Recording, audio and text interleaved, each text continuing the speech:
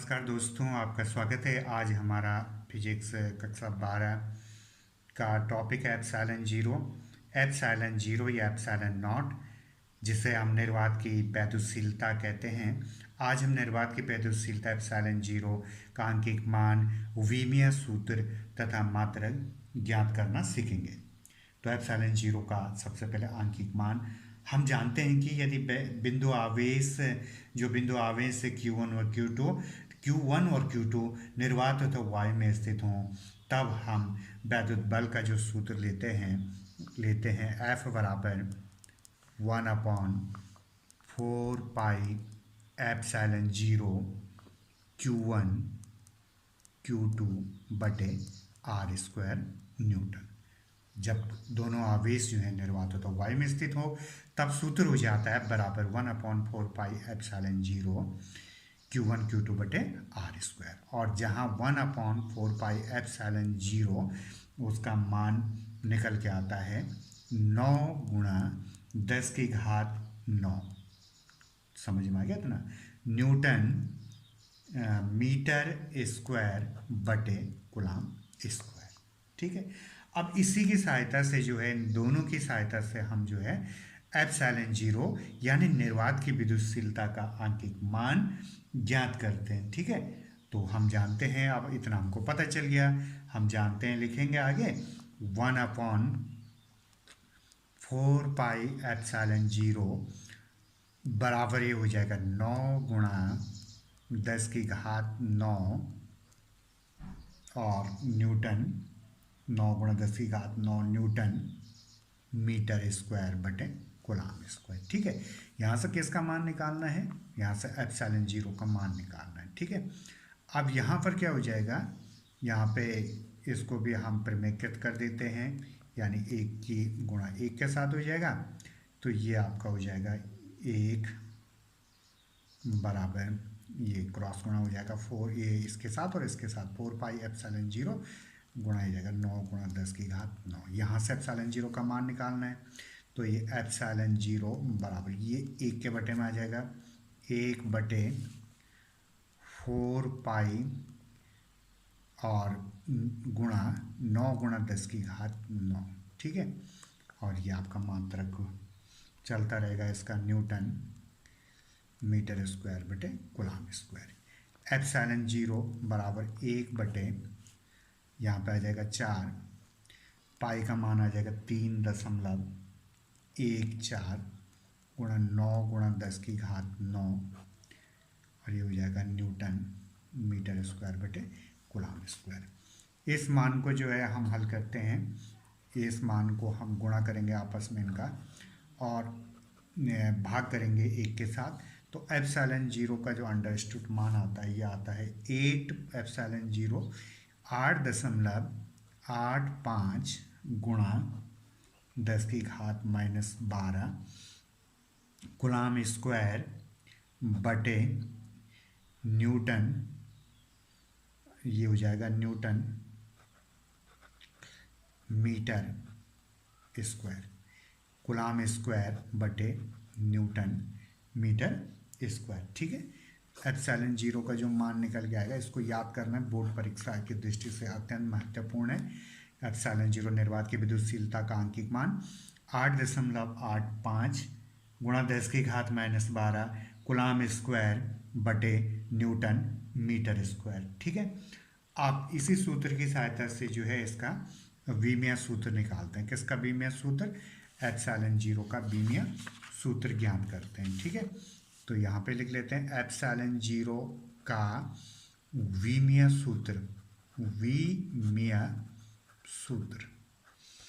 तो विमीय सूत्र के लिए फिर इसी समीकरण को हम दोबारा लिखेंगे। तो इस समीकरण को हम लिखते हैं F बराबर 1/4 pi epsilon zero Q1 Q2 बटे R स्क्वायर। एप्सिलॉन जीरो का विमीय सूत्र निकालना है। अब यहाँ पर जो है इसकी क्रॉस गुणा कर देंगे, मतलब इन दोनों की गुणा F के साथ कर देंगे, तो हो जाएगा F इंटू F गुणा 4 पाई एप्सिलॉन जीरो और गुणा आ जाएगा R स्क्वायर और ये बराबर करके आ जाएगा Q1 Q2, मतलब इन दोनों की जो गुणा है ये F के साथ जो है क्रॉस गुणा हो गई है। अब यहाँ से हमने एप्सिलॉन जीरो का मान निकालना है, तो ये सारा मान जो है इसके बटे में आ जाएगा, Q1 Q2 बटे F इंटू 4 पाई और ये R², ठीक है। इतना ही आपके पास आ गया, यानी ये बचा आपका एप्सिलॉन जीरो बराबर Q1 Q2 और बटे 4 पाई FR²। ऐसे भी इसको हम लिख सकते हैं, ये भी लिख सकते हैं और ये भी हम लिख सकते हैं, ठीक है। अब यहाँ पे जो है, यहाँ पे ध्यान दीजिए Q1 ये आवेश है और आवेश का मात्रक जो है आपके पास क्या होता है, AT, यानी Q बराबर IT होता है। Q बराबर क्या होता है, आवेश। Q बराबर जो है IT होता है, ध्यान दीजिएगा यहाँ पे हो जाएगा I जो है एम्पियर है, एम्पियर के लिए A का प्रयोग करेंगे। T जो है टाइम है, समय के लिए जो है बीमा जो है T का प्रयोग करते हैं, ठीक है, AT। अब यहाँ पर जो है दूसरी चीज़ जो 4 पाई है, इसके अंदर ये बीमा ही नहीं, इसकी कोई बीमा नहीं होती है। यहाँ पे जो है F ये बल है, तो जो ये बल है, तो बल की बीमा जो है, बल की बीमा होती है mL/T-2, ये बल की बीमीय सूत्र है, ठीक है। और फिर R आ गया, R क्या है, ये दूरी है, तो R जो है ये दूरी है और लेंथ है, तो इसके लिए जो हम किसका प्रयोग करेंगे, बीमा का L का, बीमीय सूत्र L का प्रयोग करेंगे, ठीक है। अब यहाँ पे जो है दोबारा जो लिख लेते हैं इसको, एप्सिलॉन जीरो बराबर, देखो Q बराबर IT और IT की जो बीमा है वो आई है AT। यहाँ पे देखो Q1 और Q2 दो आवेश हैं, तो यहाँ पर जो है आपका क्या हो जाएगा, AT, Q1 के लिए AT हो जाएगा, Q2 के लिए भी क्या हो जाएगा, AT हो जाएगा, ठीक है। तो यहाँ पे AT और AT, दो AT हो जाएंगे, तो A²T² हो जाएगा, ठीक है। ये बीमीय सूत्र इसका हो जाएगा A² और T², A की घात 2 और T की घात 2, ठीक है। 4 पाई की जो है कोई बीमा नहीं होगी। F जो है बल की बीमा क्या होती है, ये सबको पता होनी चाहिए, बल की बीमा होती है mL/T⁻²। ये दूरी इसमें R है, तो R की बीमा L है और R की घात 2 है, तो यहाँ पे L की घात भी कितनी हो जाएगी, बीमीय सूत्र में 2 हो जाएगी, ठीक है। समझ में आ गया इतना।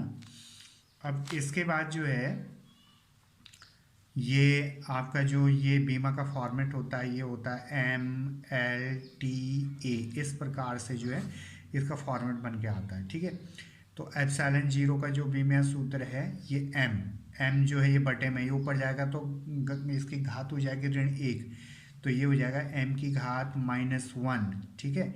उसके बाद L आएगा, देखो L ऊपर नहीं है, ये L यहाँ है, एक L और एक L ये है, L की घात 1 और L की घात 2, जब ये गुणा में होते हैं तो घातें इनकी जुड़ जाती है, तो यहाँ पे हो जाएगा ये L की घात 1 और 2 3, L की घात 3, और ये भी ऊपर जाएगा तो ये भी माइनस का क्या हो जाएगा 3, तो इसकी घात हो जाएगी -3। यहाँ पे जो है इसके बाद T आता, T की घात -2 है, फिर T यहाँ नहीं है, T ऊपर है, T की घात -2 ऊपर जाएगा तो T की घात 2 हो जाएगा, और T की घात 2 यहाँ पहले से ऊपर मौजूद है, तो T की घात -2 + 2 हो गया, तो 2 और 2 कितना हो गया, ये 4 हो गया, T की घात 4, क्लियर। यहाँ पर जो है इसके बाद A आएगा, A नीचे है नहीं, A ऊपर ही है, तो ऐसे उतर जाएगा A की घात 2। तो ये इसका जो है निर्वात की विद्युतशीलता जो है उसका बीमीय सूत्र है m की घात -1, L की घात -3, T की घात 4 और A की घात जो है 2 है। ये काफ़ी इंपॉर्टेंट है, ये इसका आंकिक मान 8.85 × 10 की घात -12 कूलम स्क्वायर बटे न्यूटन मीटर स्क्वायर, ये वाला।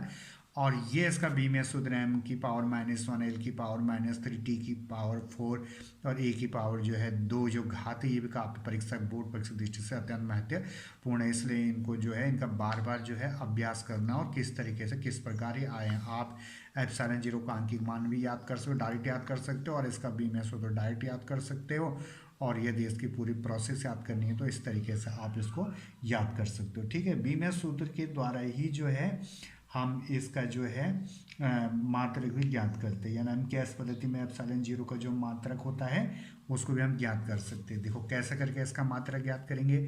एम जो है सबसे पहले इसमें एम आया है तो एम के लिए क्या लिखेंगे, किलोग्राम। एम के लिए लिखेंगे किलोग्राम, यानी ये हो जाएगा किलोग्राम की घात आ जाएगा -1।